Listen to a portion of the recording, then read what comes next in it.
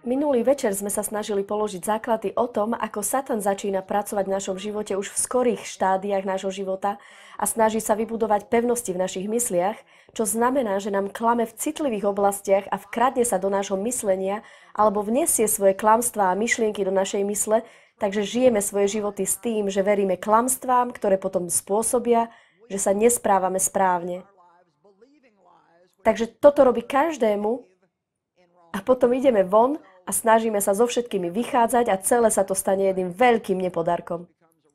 Naša jediná nádej je, že máme myseľ obnovenú Božím slovom, že sa naučíme, ako myslieť spôsobom, ktorým Boh chce, aby sme mysleli, že sa naučíme hovoriť to, čo Boh chce, aby sme hovorili, aby sme boli takými, akými nás Boh chce mať, robili, čo Boh chce, aby sme robili a mali to, čo Boh chce, aby sme mali.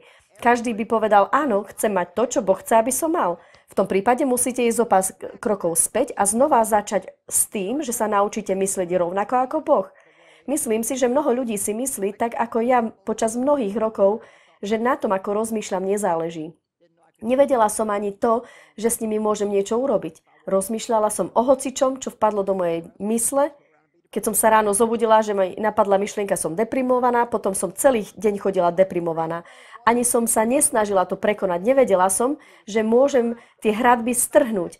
A aký slávny deň to pre mňa bol, keď som sa dozvedela o pravdách, ktoré teraz s vami zdieľam, že vlastne nemusím rozímať a myslieť na každú myšlienku, ktorá prichádza do mojej hlavy. Že môžem tie myšlienky vyhodiť z mysle a vybrať si tie, čo mi môžu pomôcť vychutnať si deň a žiť dobrý život. Takže na začiatku je to trochu ťažké, pretože to netrenujeme. Boli sme celkom pasívni a mali sme vyprázdnenú myseľ a vlastne sme len čakali, čo nám napadne do mysle a učíme sa, že môžeme byť agresívni a prevziať myslenie. V Efežanom 4:22-24 sa na to pozrieme. Zrieknite sa svojej starej prirodzenosti, odložte a odtrhnite svoje staré a neobnovené ja, ktoré charakterizovala váš predchádzajúci spôsob života, ktorý sa ženie za klamnými žiadosťami do skazy. Takže prvá inštrukcia, ktorú dáva apoštol Pavol Efežanom, bola, aby sme odložili starého človeka. Vieme, že Biblia hovorí, že keď je človek v Kristovi novým stvorením, staré veci pominuli a hľa sú tu nové. Lenže potrebná je aj naša spolupráca s Duchom Svätým, pretože hovoríme, že sme novým stvorením, musíme odložiť starú prirodzenosť.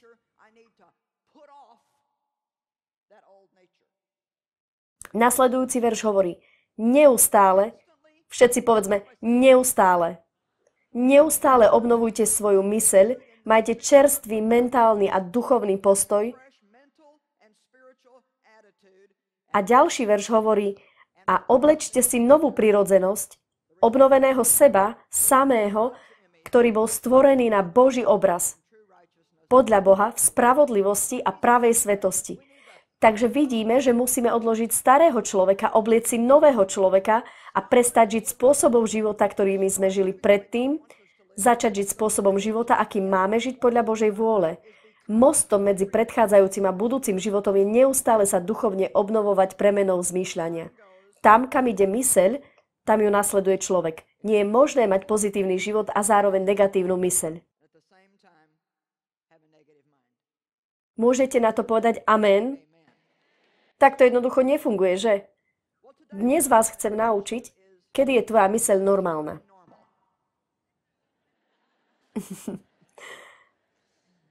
Čo je skutočne normálne pre veriaceho? To, čo je normálne pre tento svet, je takmer vždy nesprávne pre nás, pokiaľ sa na to pozeráme z pohľadu Božej ekonómie. Viete, existuje svetová ekonómia a Božia ekonómia. Je to spôsob života sveta a spôsob života, akým by sme mali žiť my. Viete, svet si robí starosti a my sa modlíme za to, aby sme sa nemuseli aj my starostiť pri modlitbe, lebo potom stojíme každou nohou v inom svete. Takže musíme sa naučiť, kedy je to normálne. Pre kresťana nie je normálne, aby sa trápil starosťami. Keď poviem, že nie je pre nás normálne sa starostiť, väčšina z vás by si pomyslela, no ale áno, je normálne mať starosti. No pre vás by to tak nemalo byť. Pre nás, ktorí si myslíme, už nemám pocit, že je to správne, nemám z toho dobrý pocit, nejak to nesedí. Oblikli ste si niekedy na seba niečo a zistili ste, že ste pribrali niekoľko kíl, odkedy ste to mali na sebe naposledy?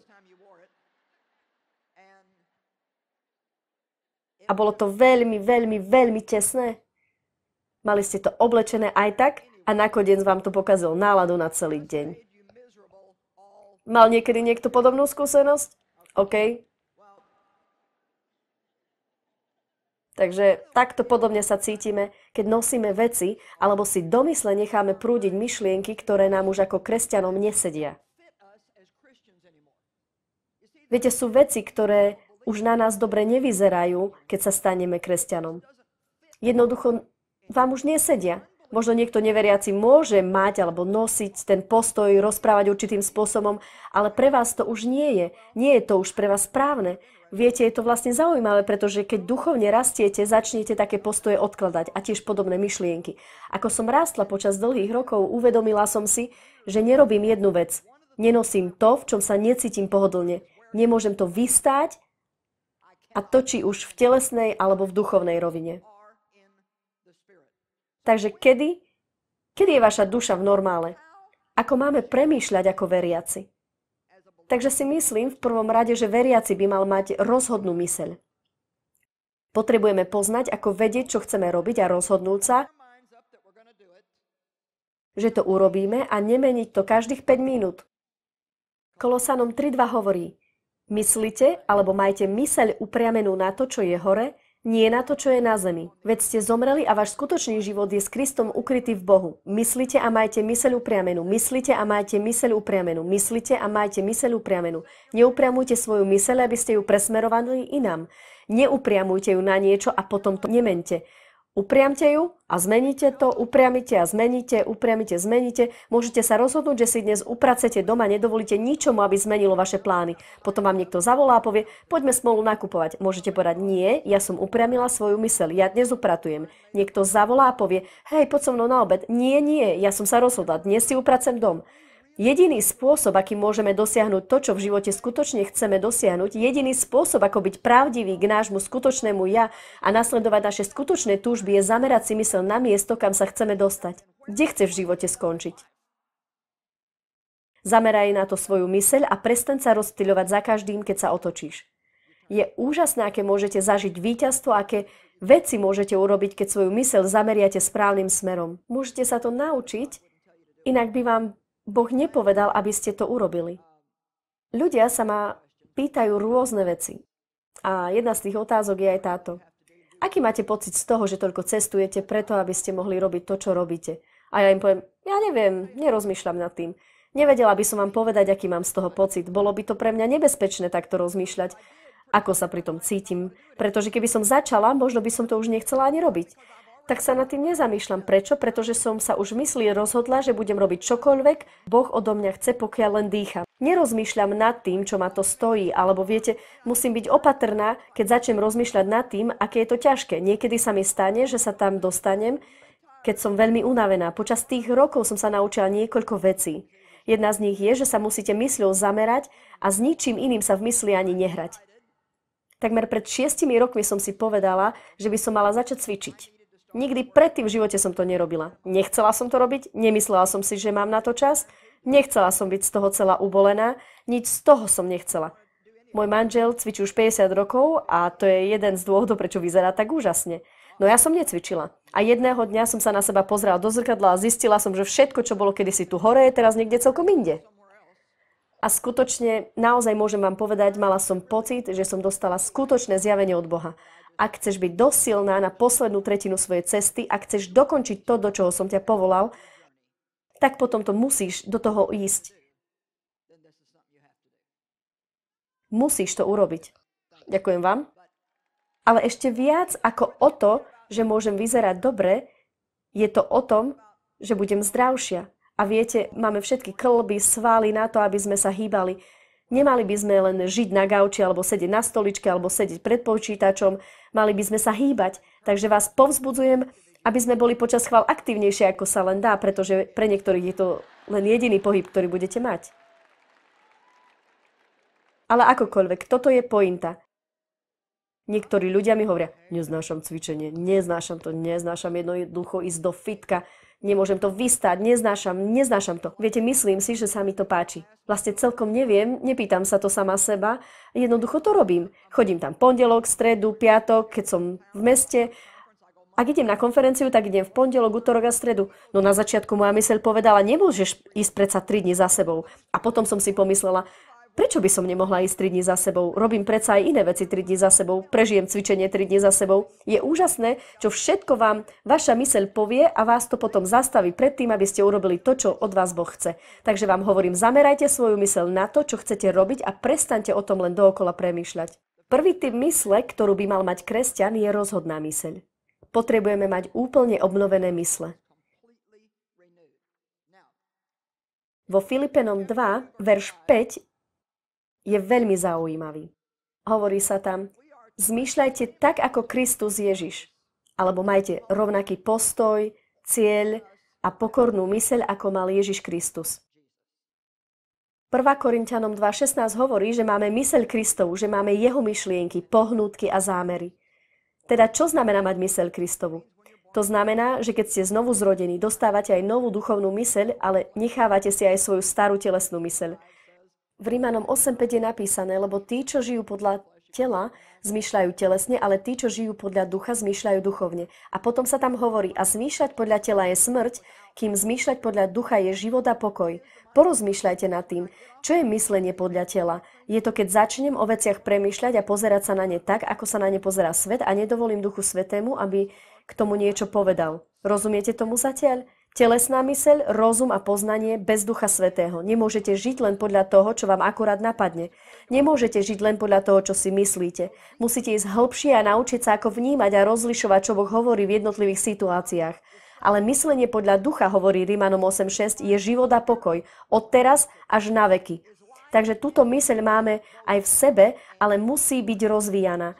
Pokiaľ bude myseľ tela silnejšia ako myseľ ducha, naša skúsenosť sa vôbec nezmení. To, čo si prajem pre všetkých je, aby si užívali život, kvôli ktorému Ježiš zomrel. A konečne to aj robím, ale premrhala som tak veľa rokov svojho kresťanského života bez radosti zo spasenia, alebo radosti z Boha, alebo zo seba, alebo z čohokoľvek iného, pretože diabol nado mnou stále panoval. Pretože som nevedela, že veľa mojich myšlienok nebolo v súlade s Božím slovom. Amen. Takže chcem vám niečo povedať. Nevyučujem to ovládanie svojej mysle a nevyučujem len, aby ľudia mali pozitívne myslenie bez vyučovania o Kristovej krvi, o jeho kríži, o spasení skrze Krista. Každý sa môže rozhodnúť myslieť pozitívne. Alebo hovoriť pozitívne veci a áno, dosiahnete tým nejaké výsledky podľa svetského princípu. Hovorím o živote, kvôli ktorému Ježiš zomrel, aby si ty ho mohol žiť. A nie len to, pretože všetko, s čím diabol príde, je len niečo, čo predtým bol už Boží nápad. Takže Boh je ten, ktorý nás učí, že máme myslieť pozitívne a pretože kresťania boli leniví to aplikovať, diabol to ukradol. Takže teraz toho urobiť nejakú čudnú, šialenú, okultnú, New Age, divnú vec, ktorá zo všetkého Boha vynechá. Ale my nedovolíme svetu, aby si zobral to, čo nám Boh dal ako prvým. Amen? Majte rovnaké zmýšľanie ako Kristus. Nech vám je príkladom. V pokore. Môžeme aspoň nejaké 3 minútky hovoriť o pokore? Pokorná myseľ. Viete o tom, že nemôžete rásť a ja nemôžem rásť v Božom slove a nemôžem ani prijať slovo, nemôžete prijať ani posolstvo, ktoré dnes hovorím, ak k nemu nepristupujete s pokornou mysľou. Ku každému zhromaždeniu by sme mali pristupovať s postojom. Človeče, toto potrebujem. To potrebujem. Musím počuť každé slovo. Potrebujem to. Takže keď si sadnete a počujete, že niekto ide kázať, myslíte si, keď by tu bol dnes ten a ten, pretože to naozaj potrebuje. Boli ste už niekedy sklamaní, keď rečník povedal, že bude kázať o niečom, o čom ste si mysleli, že už všetko viete? Ja áno. Nie, to už poznám. Nuž, tak to viac nie je. Potrebujem to všetko, potrebujem to celé, potrebujem si to pripomenúť tak často, ako len môžem. Potrebujem, aby ste mi o tom hovorili znova a znova. Len pokorná myseľ sa môže niečo naučiť. Len človek s pokornou mysľou vie prijať napomenutie. Musíme chcieť rásť, musíme sa chcieť učiť. Rímanom 12.3 hovorí, nemysli si o sebe viac, ako by si mal. Nemaj prehnané predstavy o vlastnej dôležitosti. Nemyslím si, že sa to týka niekoho z vás, ale možno sa to týka niekoho, kto sleduje náš program v televízii. Možno vy máte tento malý problém, takže budem na chvíľku hovoriť k vám, pretože ja viem, že nikto z týchto ľudí s týmto problém nemá. My všetci máme takú krásnu, pokornú myseľ. Čo sa stane ako prvé, keď nemáme pokornú myseľ a myslíme si o sebe viac, ako by sme mali? Začneme sa pozerať z vrchu na ostatných ľudí. Začneme mať veľa súdiacich a kritických myšlienok, o ktorých budem neskôr hovoriť detailnejšie. Pokorná myseľ nie je taká, ktorá sa podceňuje. Boh nehovorí o tom, že máš mať o sebe zlú mienku. Boh chce, aby si sám seba vážil, aby si poznal svoje obdarovania a talent, svoje schopnosti. On chce, aby si miloval seba samého vyváženým spôsobom, ale nechce, aby sme si mysleli, že sme lepší ako všetci ostatní. Nie sme lepší ako ostatní. Možno si vzdelanejší ako druhý, ale to ťa nerobí lepším človekom od ostatných. Možno sa vieš naučiť veci rýchlejšie ako ostatní, ale to ťa nerobí od nich o nič lepším. Možno som dobrá rečníčka, ale to ma nerobí lepšou od ostatných. Niekto je možno, keď ide o vec vkusu, napríklad povedzme 100 umelcov, no možno jeden je lepší ako druhý. To ich nerobí lepších od iných z Božieho pohľadu. Milujem tie verše v Kolosanom, ktoré hovoria, v Kristovi sme si všetci rovní. Páči sa vám to? Už viac nie je muž ani žena, žid ani Grék, už viac nie je bohatý ani chudobný, už viac nie je doktor ani kopač kanálov. Sme všetci jedno v Kristovi. Amen. Všetci jedno v Kristovi. V 1. Petrovej 5.6 je napísané, pokorte sa teda pod mocnú Božiu ruku, aby vás povýšil v danom čase. Človek s pokornou mysľou vie počkať na Božie načasovanie. Človek s pokornou mysľou nemusí hovoriť, Bože, nerozumiem tomu, prečo si to ešte neurobil, som na to pripravená, potrebujem to, chcem to. Môžu povedať, Pane, položila som pre teba svoju prosbu a verím, že to uskutočníš v tom správnom čase v mojom živote. Dôverujem tvojmu načasovaniu v mojom živote. Takže chceme začať tým, že budeme mať pokornú myseľ. Ale teraz sa musíme posunúť k ďalším veciam. 9. kapitola tejto knihy Bojisko v mysli je zameraná na skrotenie túlavých myšlienok. Myseľ, ktorá sa túla všade možne, je jedným z najväčších problémov, s ktorými sa dnes stretávame. Svet, v ktorom žijeme, je úplne naplnený rozptýleniami. Je až neuveriteľné, aké ťažké pre našu myseľ je sústrediť sa na to, čo práve robíme. A práve preto sa Satan veľmi snaží o to, aby nám priniesol rozptýlenie. A chcela by som dať takú pomyselnú zátku na zhromaždenia. Pastori ma budú za toto milovať, ja viem. Práve preto by sme nemali zbytočne prechádzať počas zhromaždenia sem a tam a ak potrebujeme ísť von, ak je to absolútne nevyhnutné. A nechcem sa nikoho dotknúť, keď toto poviem, ale úprimne urobiť to aj vtedy, keď nemáš naozaj pohotovosť, je výslovne sebecké. Pravdepodobne si to neuvedomujete, ale toto sa deje. Môžem vám povedať, čo sa deje, lebo sa na to pozerám. Sestra Nováková v strede 14. radu sa rozhodne, že sa potrebuje ísť napiť vody. Takže sa postaví a ide. S dovolením. Všetci z 15. radu a ďalej ju vidia odchádzať.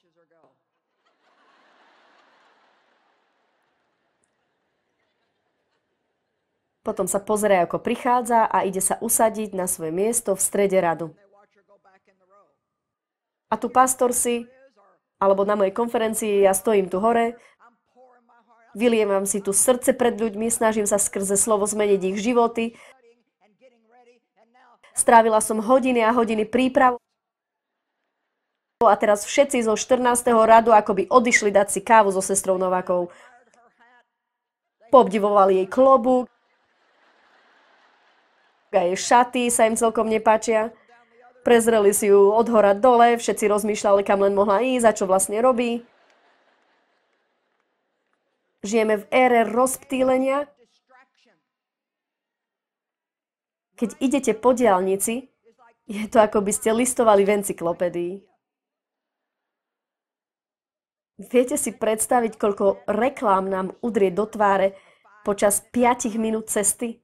Už si viac nemôžeme vychutnať výhľad, lebo je tam hneď niečo ďalšie. Nejaká ďalšia reklama. Pamätám sa na časy, keď televízia bola veľmi jednoduchá. Prvý zábavný program, ktorý som videla, sa volal Hooty Woody. Takže je jasné, že som bola na svete, keď sa televízor prvýkrát objavil. Vtedy tam bola jedna krátka, 30-sekundová reklama uprostred zábavnej relácie a to bolo všetko. A teraz akurát vás to zaujme a potom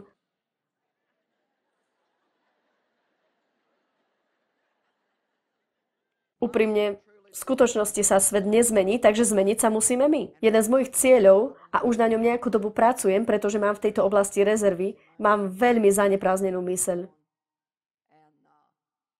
Mám toho celkovo veľa sa toho deje a mám problém udržať svoju myseľ pri tom, čo práve robím, ale s Pánom sme na tom pracovali a vlastne stále pracujeme, pretože sa môžeme dostať do problémov a minieme veľa krásnych vecí, ktoré pre nás Boh má jednoducho tak, že sa nesústredíme na to, čo práve robíme. Uvedomujete si, o koľko viac by ste mohli z toho vyučovania mať, ak by ste sa mohli naozaj úplne sústrediť a absorbovať každé jedno slovo, ktoré je povedané? Asi pred 6 týždňami som sa potkla na schodoch, ktoré boli zhodou okolností z kameňa a rozrezala som si rameno a ešte stále mám z toho nejaké jazvy. Udrala som si koleno a zlomila palec na nohe. Stálo ma to veľa bolesti, veľa času. Musela som ísť k ortopédovi a musela som urobiť toto a tamto, pretože keď som išla po tých schodoch, nemyslela som na ne. Bola som už mysľou v kuchyni, pripravovala som sa na to, čo som chcela urobiť, keď tam prídem.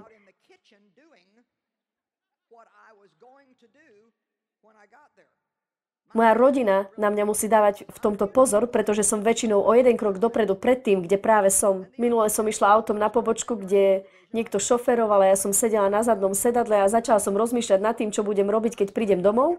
A pritom som chytila kľúčku dverí auta a začala som vystupovať, ešte kým sme išli po ulici.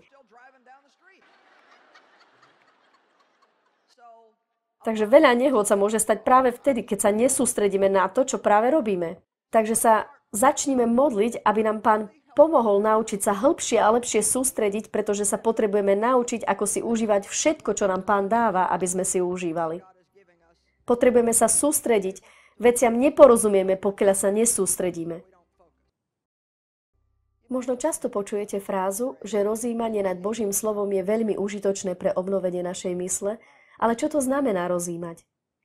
Viete, znamená to myslieť na nejakú vec znovu a znovu, prežúvať to v mysli a možno aj šepkať si to sám pre seba. Inými slovami, nehovoriť to nahlas, ale mrmlať si to. A ja vždy tak zo žartu hovorím, že každá žena vie mrmlať. A hovorím vám, že keď máme starosti, vieme aj ako rozjímať, pretože rozjímame nad našimi problémami. Myslíme na ne znovu a znovu a znovu a znovu, takže ak toto začneme robiť aj s Božím slovom, ak rozjímame nad Božím slovom a myslíme naň, je to ako poriadne prežúvanie nášho jedla. Dostaneme z neho viac výživy. Takže vás chcem naozaj povzbudiť, aby ste dali Božiemu slovu prvé miesto vo vašom živote. Keď dáte Božie slovo na prvé miesto, začnú sa diať úžasné veci.